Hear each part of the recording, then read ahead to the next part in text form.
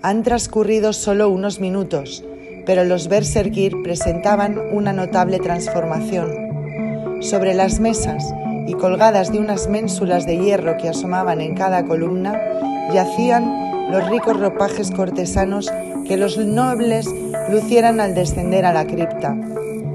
Vestían, en cambio, una curiosa indumentaria guerrera a la que no podía calificarse con seguridad como perteneciente a algún pueblo histórico, aunque el aspecto general era indudablemente nórdico. Llevaban puesto un jubón de fino cuero y sobre este una cota de malla escamada, Lorica squamatae, formando un conjunto semejante a aquellos que los centuriones romanos denominaban catapchcatra. Calzaban sandalias de cuero, carigae, y casco cónico con protector nasal, también de cuero, claveteado con tachas octogonales de oro. De un grueso cinturón vendían en simples vainas de cuero el puñal y la espada. Esta era de hierro, con empuñadura de marfil, en cuyo extremo asomaban los dos pequeños cuernos, halstálticos, que daban un indicio sobre la prodigiosa antigüedad de tal modelo de arma. No era la cruz aún, sino el antiquísimo Tau, la runa de Thor, el signo mágico que la caracterizaba. En el antebrazo izquierdo habían calzado el escudo de 3 lados convexos, pasando la mano por 2 correas posteriores. Con esta misma mano tomaron cada uno sus lápiz oposiciones, la piedra menor. En la mano derecha blandían firmemente el hacha de doble filo de negro y reluciente hierro. Las 2 únicas damas, vestidas de manera semejante, en nada desmerecían aquella fantástica exhibición de mística guerrera. Solo se distinguían de ellos por algunos arreglos propios de su sexo. Por lo demás, brillaba en sus ojos la misma resolución valerosa que en el resto de los presentes. La espada, algo más corta, era del mismo tipo, hastáltica, que las otras, pero el puñal no iba a la cintura, sino que lo colgaban del cuello a la manera de las mujeres vikingas. Usaban también un casco de cuero, del que caía el cabello dividido en 2 trenzas, rematadas cada una por una fíbula de oro. Por último, quizás el detalle más llamativo del traje de las damas lo constituían los 2 hemisferios de hierro que, aparte de proteger los pechos, delataban claramente sus calidades de amazonas. Casi en el mismo instante acaban todos de vestirse y, sin decir palabra, permanecen parados junto a su columna, mirando fijamente hacia la Arquémona. Es solo un momento en el que cada uno piensa en la terrible prueba que sobrevendrá inmediatamente.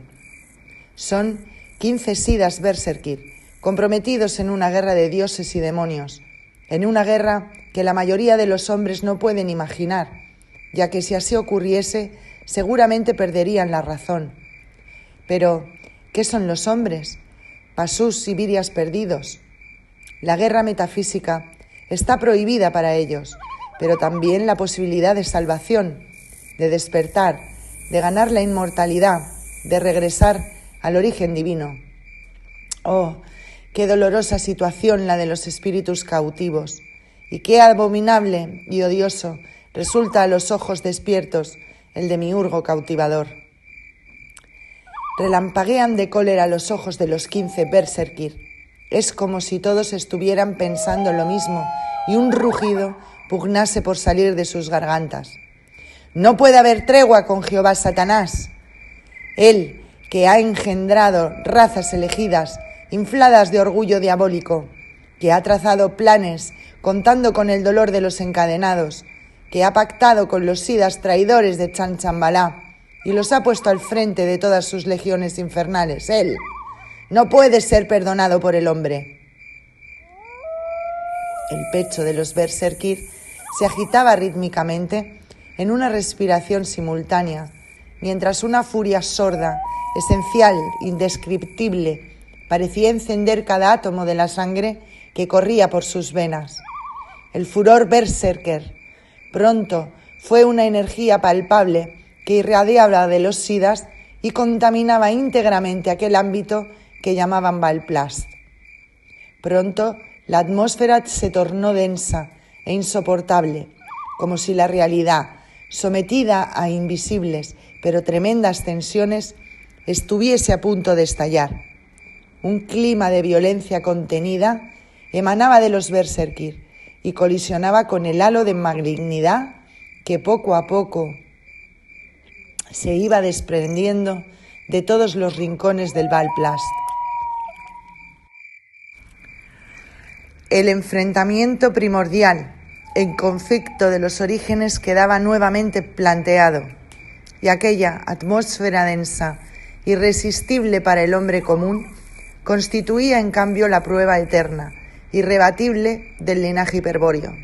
Allí, en esa cripta soterrada, estaba teniendo lugar el más antiguo milagro, que es también el más terrible secreto, el misterio de la sangre que se transforma en fuego.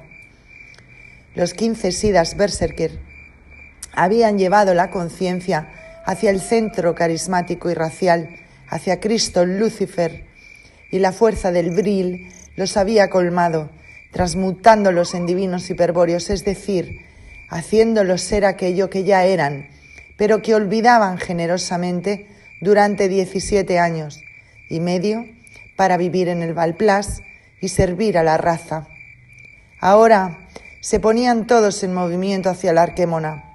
Habían pasado apenas unos minutos desde que cambiaran de vestimenta, pero la metamorfosis era tan completa que ni sus más íntimos allegados los hubiesen reconocido.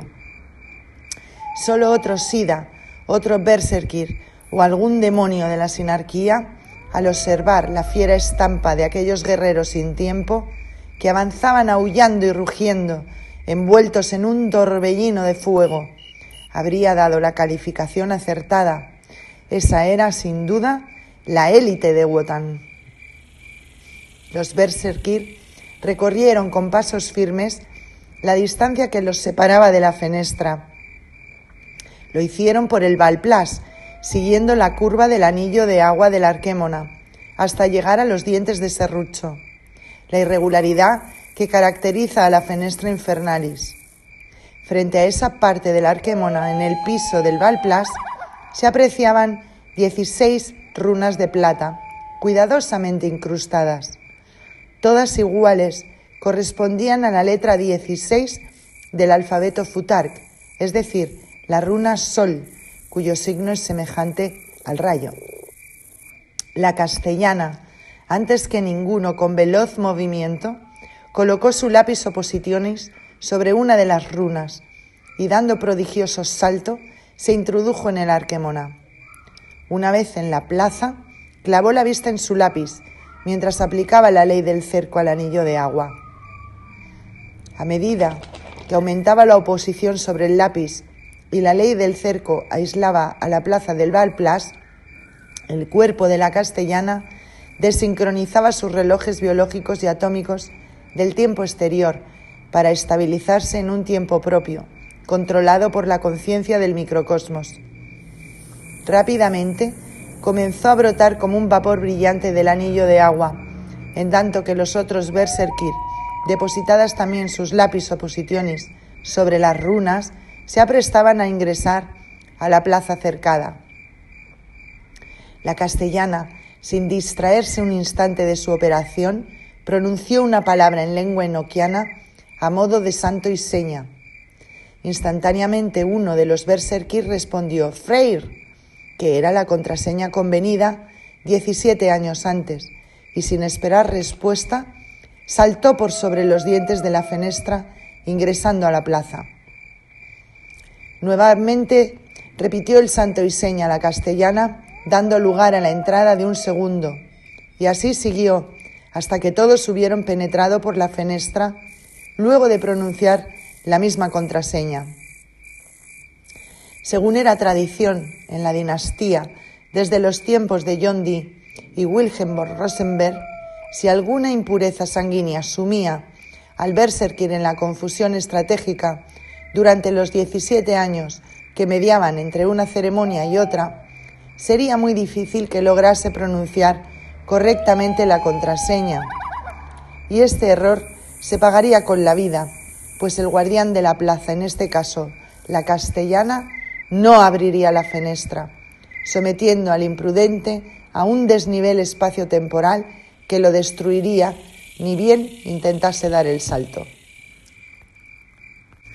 Vale la pena hacer notar que la palabra emitida por la castellana en la lengua de los pájaros sonaría en cualquier oído profano como si escuchase el canto del gallo.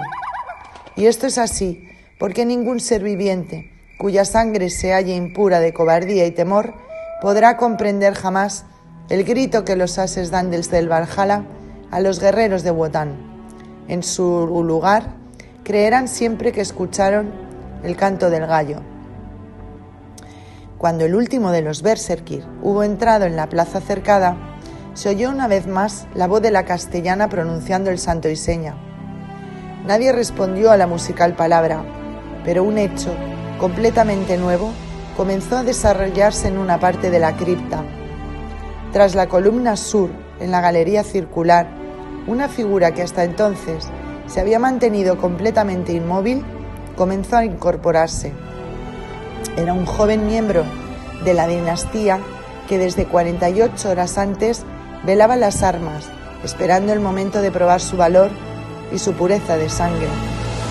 Durante 4 largos años había sido iniciado en los misterios de la sabiduría hiperbórea por su tío y tutor, uno de los condes berserkir, con vistas a ocupar el único puesto vacante de la Einenjar o SDA. Tenía 16 años y aunque su nombre profano era Guillermo Egon, los cameraden de la SDA lo llamaban esotéricamente Wilderher o Wildeljäger.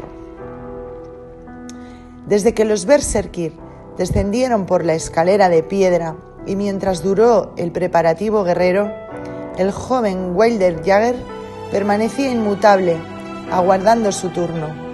Estaba prohibido a un simple aprendiz de armas posar la vista en la plaza durante la ceremonia de ocupación, pero había sido instruido debidamente sobre la manera en que debía comportarse a continuación. Por eso, era consciente de que ya no existía posibilidad de retroceder. La puerta secreta estaba cerrada con llave y está en poder de la castellana, y si los berserkir lo hallaban vivo en el Valplas, al término del ritual, procederían a ejecutarlo, sin ninguna consideración por su parentesco. Cuando el guerrero se ha transmutado en berserkir y la fuerza del Vril ha encendido la sangre con el fuego helado, alcanza un grado de conciencia que está más allá de consideraciones culturales o morales. El Berserkir Grang, el furor del berserkir, no reconoce otro mérito que la sangre pura. Quien se enfrenta a un guerrero de la élite de Wotan sin experimentar la hostilidad esencial, o lo que es lo mismo, experimentando temor por el origen, será inmediatamente atacado por este, sea quien sea, y seguramente destruido. Pero Wildeljäger no temía. Con paso resuelto, atravesó el gigantesco arco ojival y rodeó la columna sur hasta situarse entre esta y las 15 lapis oppositionis. Al llegar allí, se detuvo bruscamente, no porque así lo indicara el ritual, sino por la extraña escena que se presentaba ante su vista. Estupefacto, observó que siguiendo el perímetro de la arquémona, una enorme columna se elevaba hacia lo alto.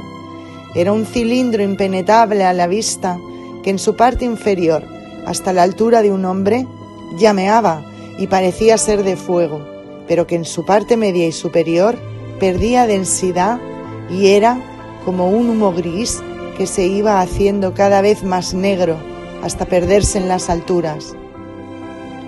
Justamente al levantar la vista, Wilder-Jagger comprobó con sorpresa que en lugar del techo de la cripta estaba viendo con toda razón un firmamento estrellado. En realidad, se trataba solo de una porción del cielo, según reconoció casi inconscientemente, donde se distinguía, en una perspectiva imposible, más allá de la osa, una constelación desconocida, compuesta por un grupo de 5 estrellas verdes dispuestas en círculo. En el centro de las 5 estrellas creyó reconocer un círculo más pequeño, de un negro tan intenso que llegaba a contrastarlo contra la oscuridad del cosmos. Era una especie de sol negro, o por lo menos lo parecía. De esto no podía estar seguro, pues el brillo de las estrellas verdes titilaba rítmicamente y sus reflejos convergían sobre ese centro negro, fundiéndose en un rayo que cruzaba entre incontables estrellas hasta detenerse muy cerca de la vista azorada de Wilder-Jagger. El rayo verde se introducía por detrás de una estrella muy conocida por los hombres, esa que se apaga última en la mañana cuando el sol despliega su caliente luz y que los romanos llamaron Venus. Wilder-Jagger lo supo inmediatamente porque vio grabado en la estrella el signo del anís, el mismo signo hiperbóreo de los señores de Venus que él llevaba pintado en su escudo. De haber probado bocado en horas recientes, Wilder-Jagger habría creído que estaba bajo los efectos de una droga, pero hacía 48 horas que velaba sus armas en ayunas, según el antiguo ritual de iniciación guerrera que adoptara John Dee para miembros de la SDA. Así pues, sin entender muy bien cómo había podido ver y saber todo eso, el joven apartó la vista de tan perturbadora imagen cósmica y se concentró en sus pasos siguientes. Desde 48 horas atrás, se encontraba vestido con un atuendo guerrero semejante al que lucían los 13 berserkir masculinos. Una sola diferencia la constituía la presencia de un cornus colgando de su cuello por una cuerda de oro. En la mano derecha portaba el hacha de doble filo y en la izquierda un lápiz oppositionis junto al escudo triangular que llevaba ajustado en el antebrazo. Viendo que una runa S brillaba descubierta entre los 15 lápiz oppositionis, se acercó a ella y colocó encima su propia piedra. Acto seguido, paseó en una mirada final la vista por el Valplas. Ya nunca volvería a ser el mismo, ni a ver la realidad como la ven los hombres corrientes, mezcla de pasú y viria perdido. Era consciente de esto y no le preocupaba en absoluto. Solo se despedía, no sin cierta ironía, de su ceguera y estupidez actuales. Su osadía incalificable de plantarse ante el mundo tuvo una respuesta inmediata y un halo de maldad empezó a desprenderse de las cosas, cada vez con mayor intensidad, hasta convertirse en una miasma fétida y corrupta que amenazaba con rodearlo y ahogarlo. Sin embargo, Wilder-Jagger, en sus años de aprendiz de armas, fue instruido sobre la manera de cerrar los sentidos y ahora, frente a la dura prueba de resistir al ataque de un mundo que cambia su apariencia, inerte y pacífica, por otras ilusiones más agresivas y espantosas, mostraba la seguridad de un guerrero experto. Indiferente a la palpable malignidad que lo rodeaba, clavó su vista en la fenestra y, llevándose el cornus a los labios, sopló con violencia. Un sonido grave, hueco y bajo se prolongó durante unos segundos, tornándose ronco al extinguirse lentamente. Era indudablemente una señal de llamada, pero el sonido urk que emitía aquel maravilloso instrumento poseía además otras propiedades, ya que evocaba en el oyente antiguas escenas de caza, llevadas a cabo por desconocidas razas en remotos y olvidados bosques. El sonido del cornus transportaba y hacía participar de ese clima de feroz agitación que produce la persecución de la presa, despertando irresistiblemente el instinto primordial del cazador. Este efecto era buscado, pues los iniciados de la SDA afirmaban que a partir de un instinto cazador es mucho más fácil producir el furor berserker. Con tal motivo, habían diseñado un instrumento especial, según principios de la cábala acústica, que resonaba con el villa o raíz acústica universal Urg, que tiene doble efecto de evocar el instinto cazador y de llamar. Cabe preguntarse ahora, ¿llamar a quién? Hemos tocado con esta pregunta el sentido más profundo de la acción ritual, pues el hecho de llamar como paso previo a la condición de berserker, es decir, del iniciado de la SDA, por la vía de la oposición estratégica, alude al misterio del rescate. Ya dijimos en reiteradas oportunidades que la sabiduría hiperbórea enseña 7 vías de liberación. Sin embargo, hay una 8ª vía, llamada excepcional, de la cual nada puede enseñarse ni aprenderse, razón por la que raramente se la menciona. La sabiduría hiperbórea nada dice sobre ella, y es la tradición quien afirma que todo viria perdido puede ser rescatado instantáneamente si hace la llamada correcta, aún antes de emprender una de las 7 vías secretas.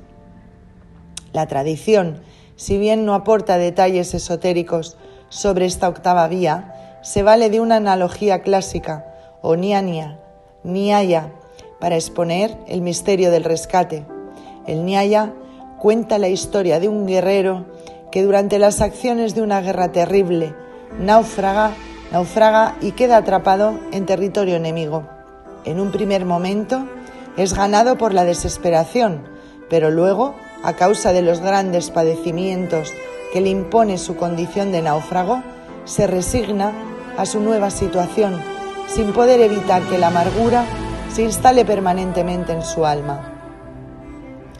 Pasa muchísimo tiempo en ese estado, hasta que un día, agobiado por la soledad, se entretiene en recordar los días felices de su instrucción militar.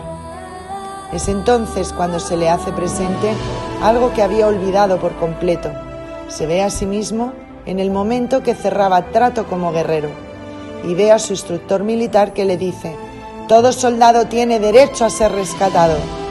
No importa cuál sea el sitio en el que caiga, ni cuán peligrosa sea su situación. Su jefe jamás le abandonará. Si le llama, él acudirá de inmediato y usted será evacuado.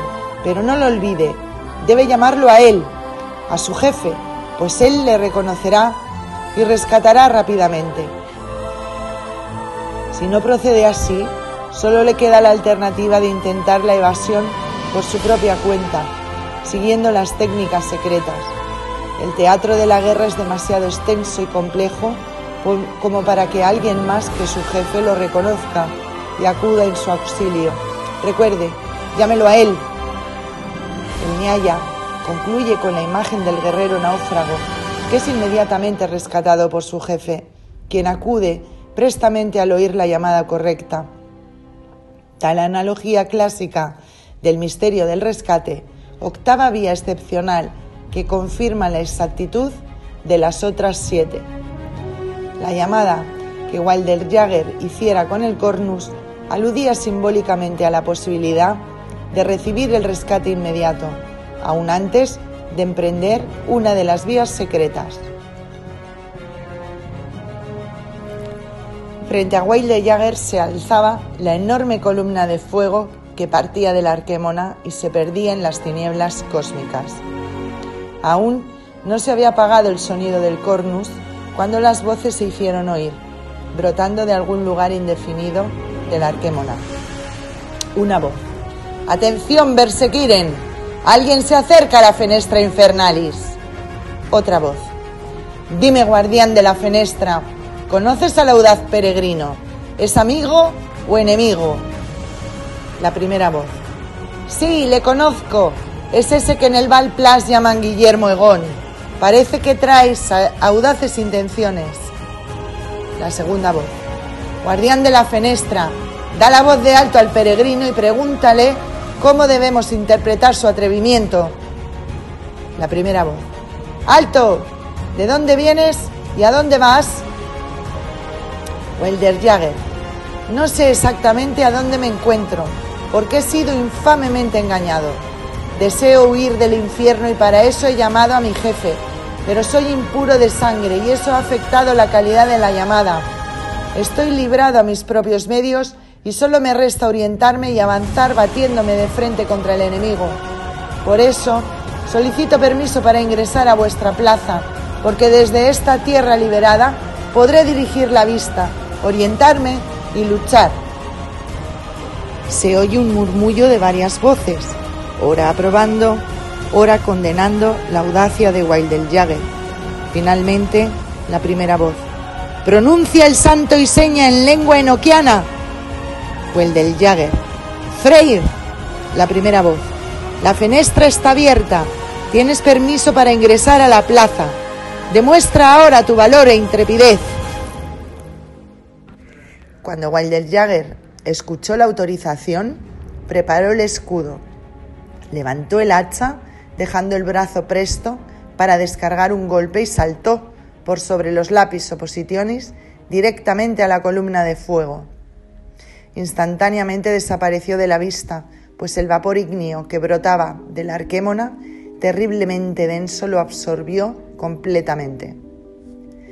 Cualquier observador que conociese la disposición normal de los elementos de la cripta habría creído en ese momento que Wilder Jagger debía aterrizar de su salto en el interior de la Arquémona, es decir, en la plaza.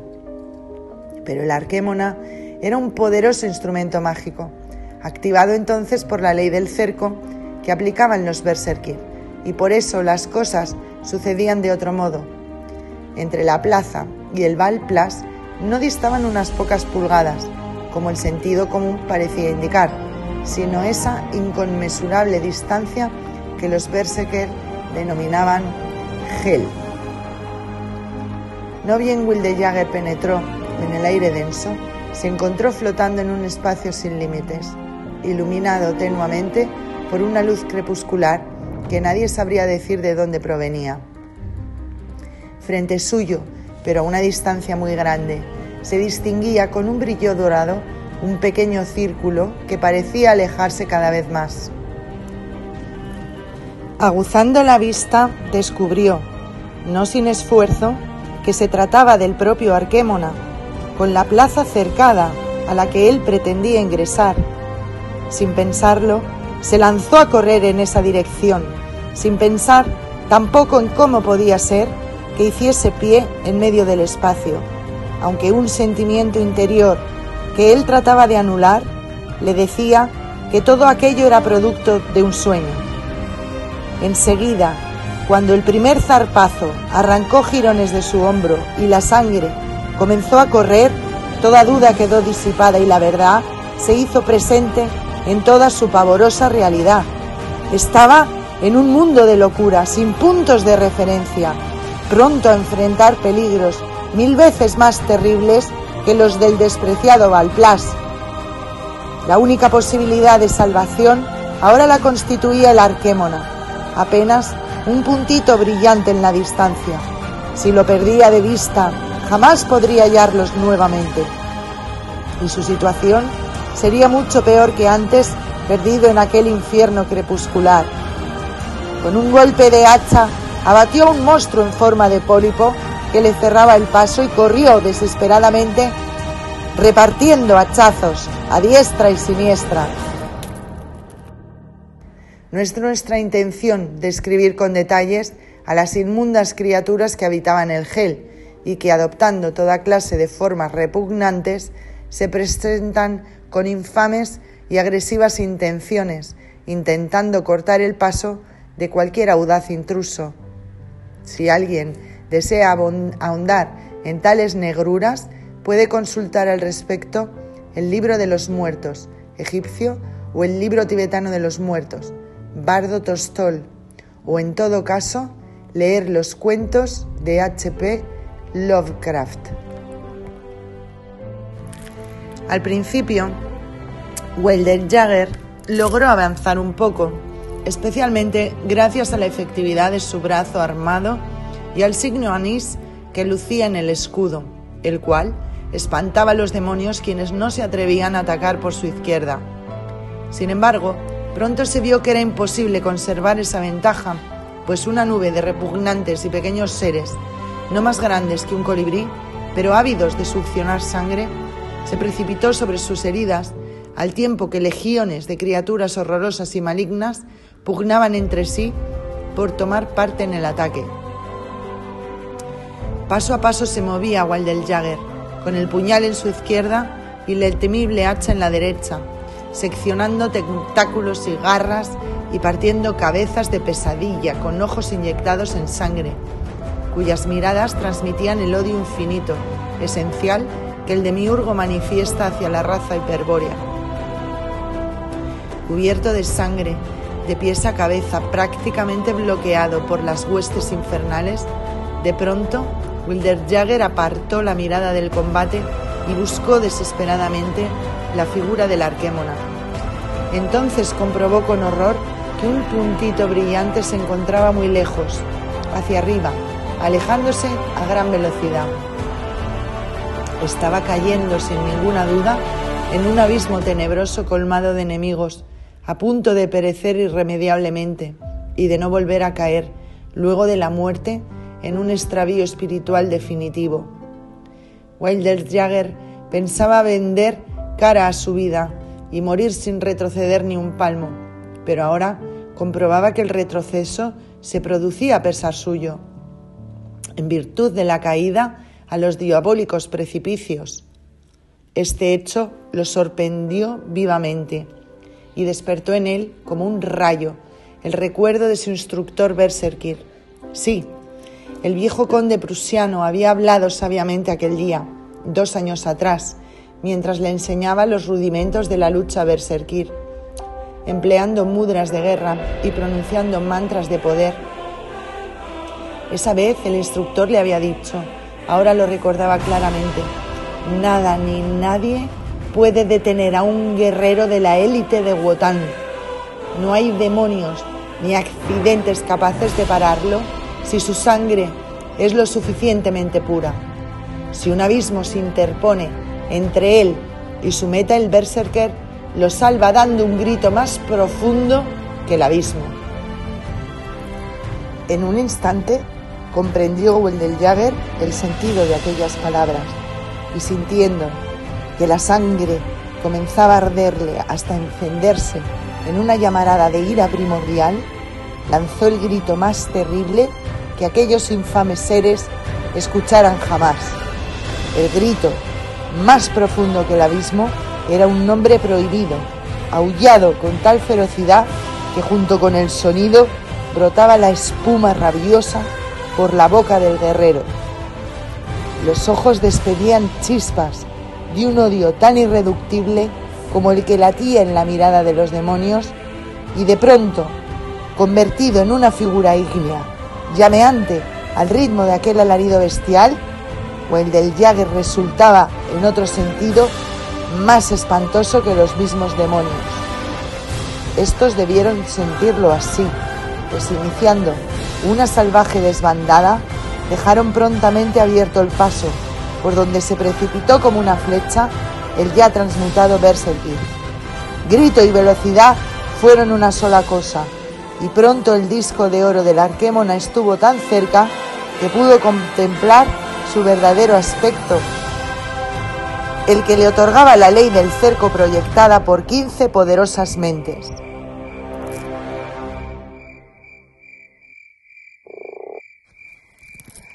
Vio claramente que una construcción de piedra de apariencia maciza se elevaba siguiendo el contorno del Arquémona. Solo tenía una abertura, en forma de tronera, en el lugar de la fenestra.